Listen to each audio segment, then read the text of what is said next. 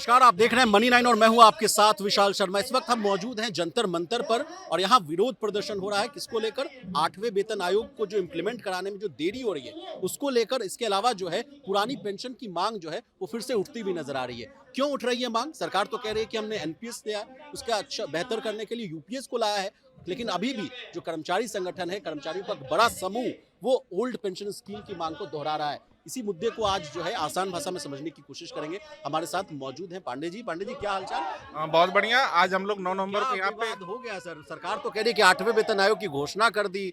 देखिए 10 महीने के बाद उसके टर्म्स ऑफ रेफरेंस को भी बता दिया गया। अब बहुत जल्द आप लोग की जो सैलरी है दोगुनी तिगुनी हो जाएगी। फिर क्यों आप लोग धरना प्रदर्शन कर रहे हैं? हम विवाद नहीं मानते हैं, क्योंकि हमारा स्पष्ट मानना है कि हम सरकारी कर्मचारी हैं, इसलिए सरकार के अंग हैं।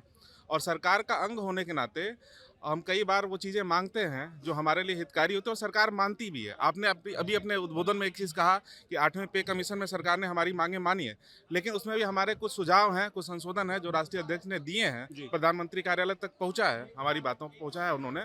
तो हम चाहेंगे सरकार से कि सरकार जब हमारे लिए संवेदनशील है और सोच रही है, तो एक हमारी बहुत पुरानी और लंबित मांग है पुरानी पेंशन बहाली का, उसमें हम केवल 1-2 संशोधन चाहते हैं। सारे जो युवा कर्मचारी आप देख रहे होंगे उत्तर प्रदेश से आए हुए हैं, बस मुझे यही कहना है कि जो हमारी सेवा शर्त है, जो 25 साल पे उन्होंने कहा है कि यूपीएस में हम 50% एश्योर करेंगे आपकी पेंशन, उसको घटा के 20 साल कर दे। और दूसरी जो हमारी प्रमुख मांग है पुरानी पेंशन बहाली के जो एक स्पष्ट शर्त थी, उसको भी इसमें पूरा करते हुए ये कर दे कि हमारा जो कर्मचारी का अंशदान है रिटायरमेंट पे, जो उस समय का ब्याज दर होगा निर्धारित, उस हिसाब से हमें रिटर्न कर दे। देश की वित्त मंत्री जो हैं वो संसद में तो कहती हैं कि अगर पुरानी पेंशन का अगर आप सपना संजोए हुए हैं तो भूल जाइए, क्योंकि उसका बड़ा बोझ पड़ने वाला है राजकोषीय।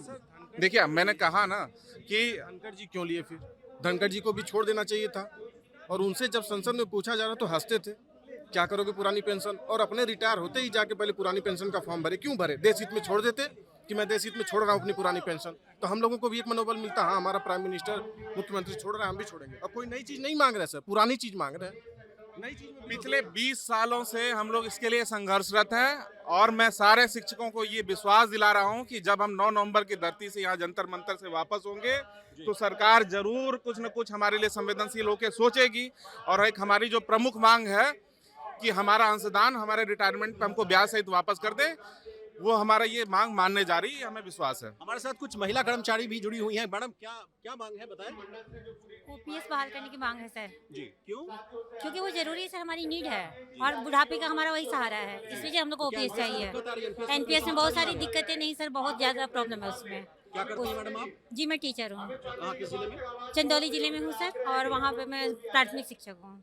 आप कुछ बोलना चाहेंगे? जी, तो ओपीएस चाहिए, वो बुढ़ापे की लाठी है हमारी और हम ऑल इंडिया एनपीएस के साथ हैं और हमेशा साथ हैं। कुछ बोलना जी चाहेंगे? सर, ओपीएस चाहिए हमारे बाल बच्चों के लिए, हमारे बुढ़ापे का वो सहारा है सर, ओपीएस चाहिए सर। तो लगातार जो देखिए कर्मचारी संगठनों का कहना है कि हम लोग जो है ना एनपीएस पे मानेंगे ना यूपीएस में मानेंगे, हमें बस चाहिए ओल्ड पेंशन स्कीम। अब देखना होगा कि सरकार जो है कब तक इन मांगों को मांगती है या फिर कोई एक जो है उदाहरण देकर इस मामले को टालने की कोशिश करती है। तो अमित पांडे के साथ विशाल शर्मा, जंतर मंतर, टीवी 9 भारतवर्ष।